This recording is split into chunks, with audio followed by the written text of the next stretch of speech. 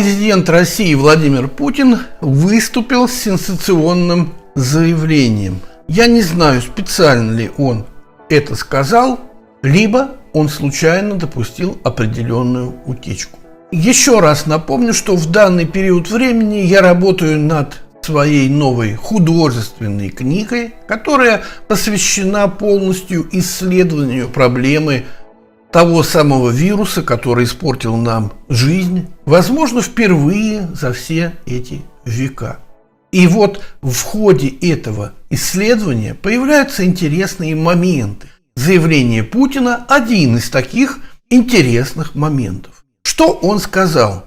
Президент России Владимир Путин комментировал свое отношение к тому, что во Всемирном конгрессе вакцин победила американская вакцина, а наш спутник Ви остался в шорт-листе.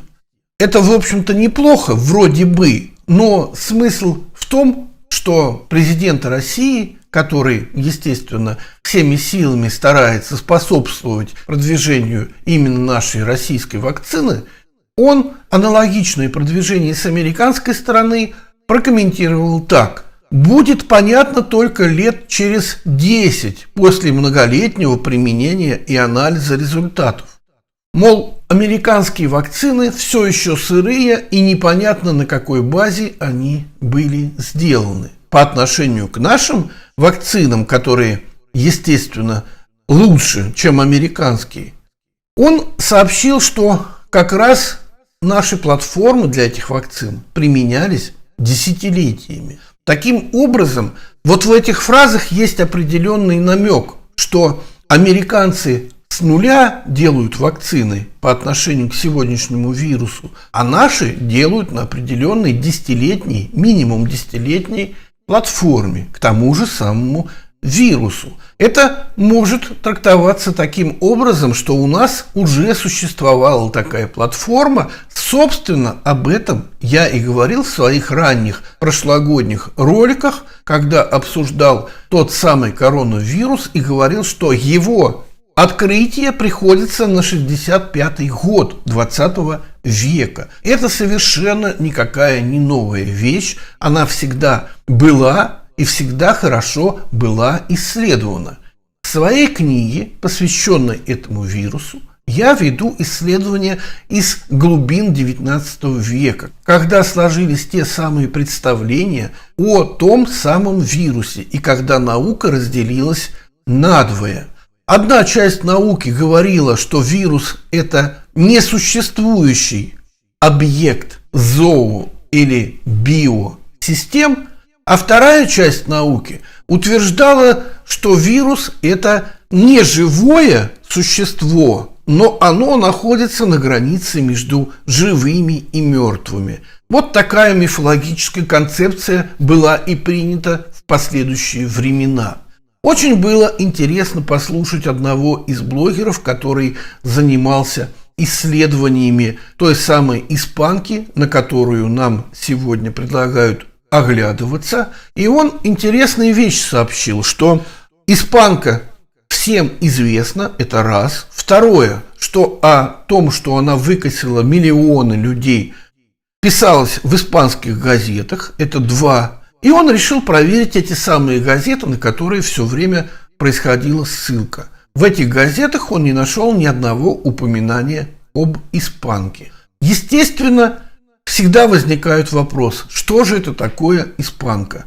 Испанка – это специально сделанная определенная пандемия, которая была проведена не в Испании, а в Соединенных Штатах. Ну, по крайней мере, из различных источников удалось выудить вот это. Для нас подробности сейчас не важны. Сейчас важна самая главная подробность в отношении того, что творится у нас. И дело в том, что сильные мира сего, они преследуют всего лишь одну цель. Она называется узурпация власти. Узурпация, ну так скажем, в хорошем смысле этого слова. И, естественно, работы, направленные на узурпирование власти, имеют приоритетный характер. Поэтому они ведутся все время, на них выделяются большие деньги. И в тех странах, где работа на благо завоевание власти считается главной, там идут и большие исследования. Демократические страны, как, например, те самые Соединенные Штаты Америки, таких работ, в общем-то, не ведут, потому что там кланы так называемых банкиров условных, которые приехали в свое время в эту страну из Ближнего Востока, сегодняшнего, условно, они давно уже между собой поделили, поэтому и установлен такой момент власти, что 1 или 2 срока подряд и харе, дай другому клану порулить. У нас ситуация сырая. У нас Советский Союз пытался сделать одна верхушка, которая находилась своими корнями на Кавказе и к которой принадлежал тот же самый Коба. Коба, кстати, это одна из форм имени Яков. Ну, а что означает Яков, посмотрите в энциклопедиях, вы удивитесь, даже, может быть, неприятно удивитесь. Так вот, сегодня, когда сбросили власть кавказских олигархов, вроде бы, которая ранее осуществлялась в лице того самого Сталина, поставили другую власть в лице еще более кавказских, даже ближневосточных олигархов. Они теперь исполняют все эти свои властные функции, и, естественно, они начинают работу над тем, как удержать нашу власть, свою власть, точнее, над нашим народом, над русским народом, здесь, на больших территориях, навечно в одном клане. Клан – это то же самое, что в Библии колено, 12 колен определенного народа. И вот клан или колено сейчас одно завоевало нашу страну, и оно не хочет ни с кем делиться. Это не американская ситуация, где чередуются. Это действительно ситуация такая, что здесь властью правит один клан, ну или глава клана.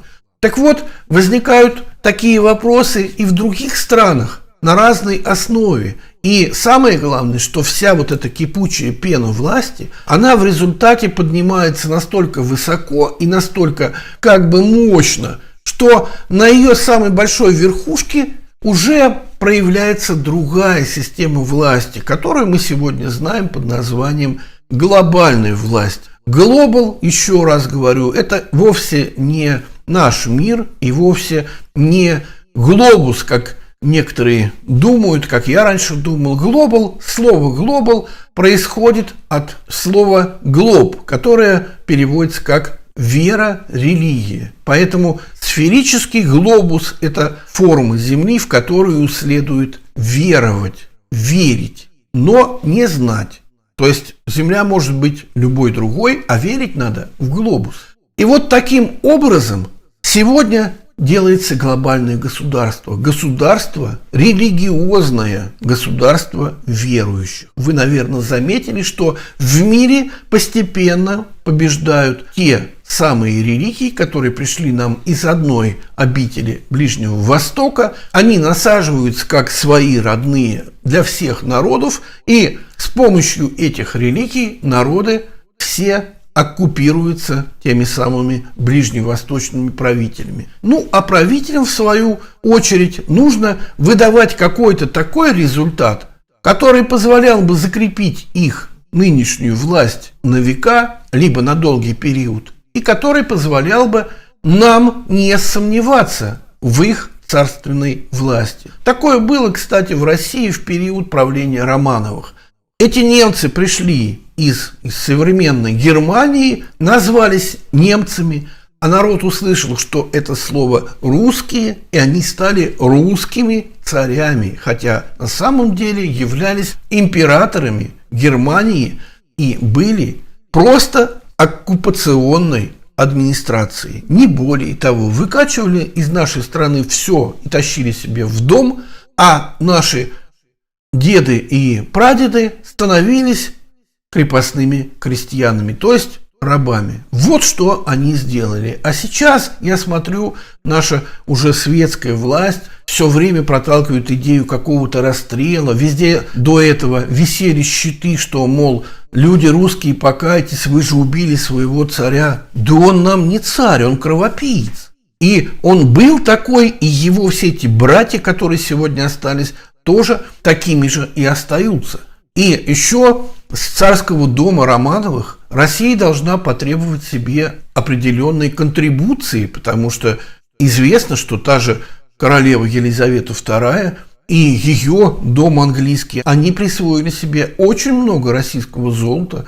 Золото имеется в виду, конечно, не только как металл, но и других каких-то достижений. И это все надо вернуть в нашу страну. Но я сейчас разговариваю не столько об этом, а прежде всего о том, что президент России Владимир Путин, говоря о десятилетии использования российских платформ для производства вакцины, может быть, имел что-то в своем виду, какое-то вот даже непонятно что. Но мы-то услышали в его словах то, что наши вакцины могли готовиться, я подчеркиваю, могли готовиться, не готовились, а могли готовиться, начиная с десятилетий тому назад.